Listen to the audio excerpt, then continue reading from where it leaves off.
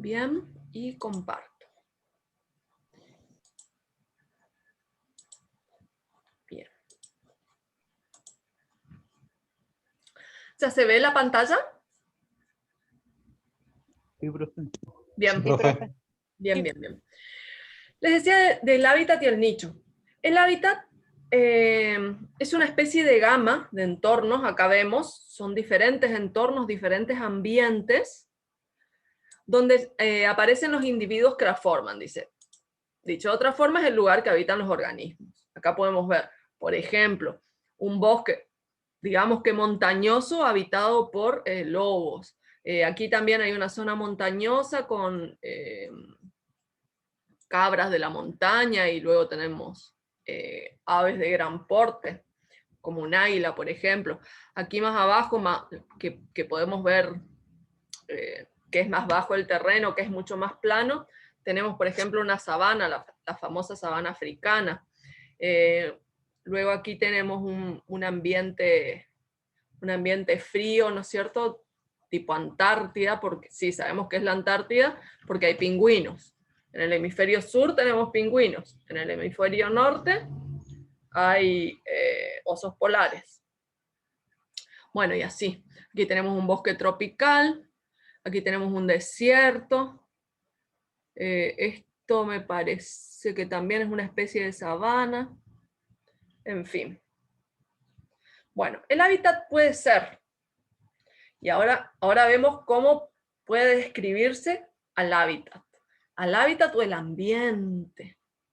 Dice, según el tiempo, el hábitat puede ser constante, es decir, no varía en el tiempo, siempre favorable o desfavorable para el organismo. Puede ser estacional, los organismos perciben el paso de las estaciones. Un ejemplo aquí sería, bueno, en el desierto no, en el desierto siempre es lo mismo, en la Antártida siempre lo mismo, por lo general en las áreas tropicales es siempre lo mismo, pero en donde puede llegar a cambiar es, digamos, en una zona de montañas, vamos a decir donde hay un bosque y que habitan los lobos en este caso. Una cosa es el verano y otra cosa es el invierno en esta zona. Entonces, sí, para ellos puede llegar a ser estacional. Impredecible, es difícil predecir la llegada de un periodo estacional concreto. Eso pasaría, por ejemplo, en el desierto, porque casi siempre es lo mismo. Y efímero, el periodo favorable es muy corto. Eso pasa acá en el sur, la parte de la Patagonia. Para el tema de la pastura, digamos, el verano y la primavera duran muy poco y luego es muy difícil, digamos, conseguir alimento de forma natural. Pero bueno, hay aras en esa zona, digamos, unos campos muy importantes con gente muy importante que tiene dinero como para pagar el alimento de su ganado en esa zona, ¿no?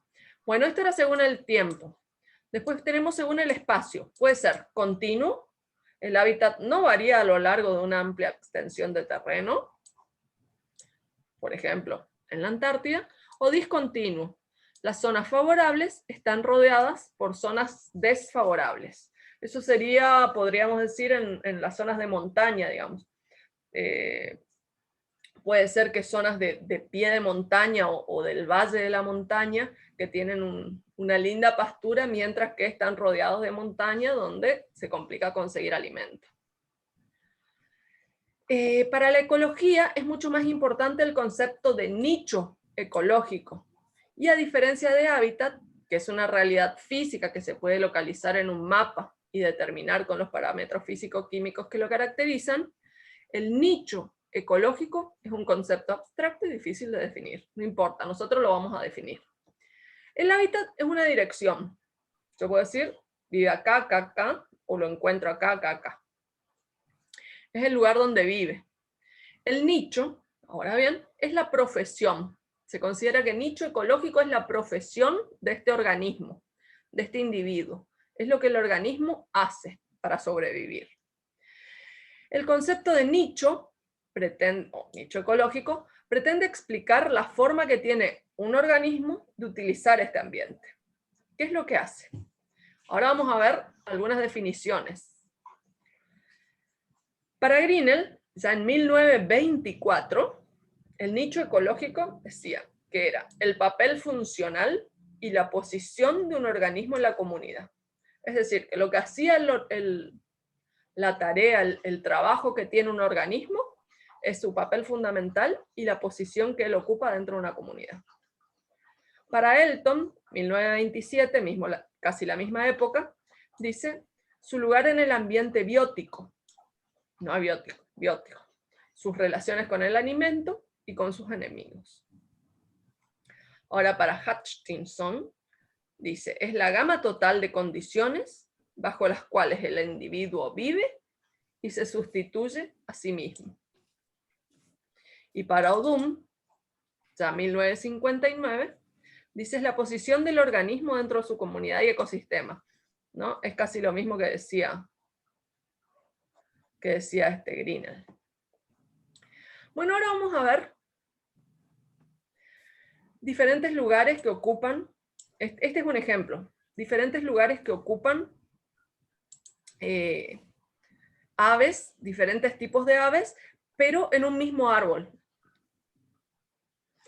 Pueden ver, a ver si acá se ve medio muy chiquito, pero por ejemplo, tenemos esta especie de ave,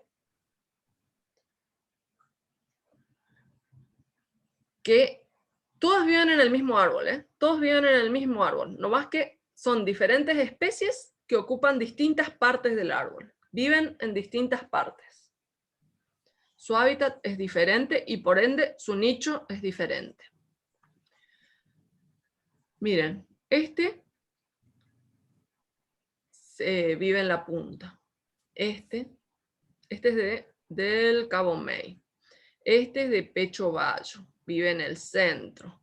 Este también ocupa la punta, pero también un poco más de abajo. Este también. Y este vive abajo y adentro. Es decir, todos ellos son de comunidades diferentes, de poblaciones diferentes, pero son una misma comunidad dentro de este árbol. Por ende, comparten el mismo ambiente, su hábitat, comparten el hábitat, algunos comparten el hábitat como ser este y este, pero su nicho, es decir, su trabajo va a ser diferente. Ahora vamos a ver, tenemos diferentes tipos de nicho de trabajo. El nicho fundamental es el conjunto de las condiciones fundamentales óptimas bajo las cuales un organismo puede vivir. Eso es el fundamental, digamos, es lo básico que ellos necesitan, que cualquier organismo necesita. Es un nicho, dice, hipotético e idealizado, porque todos sabemos que no todo es color de rosa, no siempre todo es color de rosa, así que el tema de las condiciones óptimas, eternas, no es posible, pero bueno, dice, porque en la naturaleza las especies no ocupan todos los lugares que reúnen condiciones adecuadas para su supervivencia. Aparte de las condiciones ambientales, existen otros factores que determinan la presencia o ausencia de ciertos organismos. Cuando un hábitat es el adecuado para una especie y ésta no aparece, se debe a que aún no ha sido capaz de colonizarlo o a que las interacciones con las demás especies no le permiten instalarse en ese lugar. Por eso, el nicho fundamental es algo hipotético, puede darse como no. Bueno, el nicho fundamental es el espacio ideal donde una especie puede vivir, mientras que el nicho realizado es el espacio real donde vive, que es donde pudo realmente. El nicho realizado es el conjunto real de las condiciones en las que el organismo vive. El nicho fundamental sería esto. Toda esta área es ideal para que se desarrolle. Voy a inventar. A ver qué tenemos acá. Una plantita. Bueno, un arbolito X, vamos a decir, el quebracho. En toda esta área posta puede desarrollarse el quebracho naturalmente, pero de una manera espectacular. Ahora bien, vamos a ver la realidad. Debido a los recursos, vamos a decir recursos, el tipo el clima de ese momento no permitió que se desarrollen en esta área, porque justo, qué sé yo, cerca de Salta estuvo nevando y por ende también hizo frío en el norte del Impenetrable, entonces no le permitió en esta área que se desarrolle. Luego factores ambientales, por ejemplo, hubo mucho más lluvias de las que debería haber habido para que se desarrolle como debería. Entonces se inundó cierta área y aquí tampoco pudo desarrollarse. Luego factores bióticos. No cayeron las cantidades de semillas que deberían haber caído en este terreno, por lo tanto aquí tampoco se desarrollaron. Y los factores antrópicos, que somos nosotros, el hombre, que estuvo talando el terreno y por ende no le permitió al lapachito reproducirse. Y entonces, como nicho realizado, al pobre lapachito solo le quedó esta área. Es un ejemplo. El nicho realizado es, al igual que el nicho fundamental, más las interacciones que establece con los organismos, el medio y otros organismos, que es esto. Ahora vamos a hablar un poquito de Darwin, de la selección natural y la evolución. No es posible comprender la ecología moderna fuera del marco de la teoría de la selección natural. De todos los postulados que han formulado las ciencias biológicas a lo largo de la historia, la teoría de la selección es lo que más se aproxima a una ley universal. Y aunque no existen pruebas que lo demuestren, en el último siglo se ha reunido un conjunto monumental de datos y observaciones que lo apoyan. Porque pruebas posta, digamos, polenta, no existen, pero por eso todavía muchos niegan la teoría de Darwin. Pero los que tenemos nos tiramos un poco para la parte científica, consideramos que son las pruebas de Darwin, digamos, que son suficientes. Después está hay gente, por ejemplo, que todavía cree que no está mal, ojo, eso depende de cada uno. El tema de la religión, que niega totalmente este tipo de teorías, pero bueno, ese es otro tema. Bueno, ya en 1858, Charles Darwin y Alfred Russel Wallace presentaron conjuntamente la teoría de la selección en una revista científica de Londres. Un año después, en 1859, Darwin publica su obra El origen de las especies por medio de la selección natural, que es esta. La selección natural, es un concepto sencillo, pero expresiones tales como la lucha por la existencia o la supervivencia del más apto hacen que, con frecuencia, la teoría de la selección natural se interprete de manera errónea. A veces se la confunde con la evolución. En realidad, la evolución se trata de cambios en el tiempo, mientras que la selección natural es uno de los mecanismos que explican cómo han tenido lugar estos cambios. También se cree que la selección natural opera mediante la mortalidad diferencial entre los organismos, cuando en realidad solo opera el éxito reproductivo diferencial entre organismos que pertenecen a una misma población. Bueno, eso ya es un poquito complicado. Pero lo que queremos decir acá es, en definitiva, que no es lo mismo evolución que selección natural. Para que la selección natural actúe, es preciso que se cumplan los siguientes requisitos. Debe existir variabilidad entre los individuos. Es decir, los individuos deben tener un carácter diferente, que los diferencie.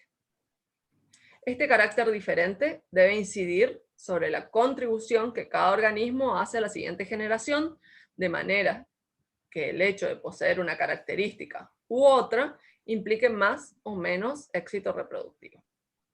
Este carácter debe ser heredable genéticamente y pasar de padres a hijos con independencia de los factores ambientales. Así, el número de descendientes de los individuos que poseen un determinado carácter, que cumplan las condiciones anteriores, dejarán más o menos descendientes en función de las relaciones que establezcan con su ambiente. Los individuos de mayor éxito reproductivo aportarán más descendientes a la siguiente generación, que, a su vez, tendrán mayores posibilidades de sobrevivir y dejar nuevamente descendientes. La selección natural actúa cuando existe un excedente de individuos de la misma especie, en un lugar y en un momento concreto, y cuando la supervivencia de estos depende de un carácter genéticamente heredable. Y acá tenemos un ejemplo, el de los famosos pinzones de Darwin, para comprobar o para probar su teoría de la selección natural, utilizó este ejemplo.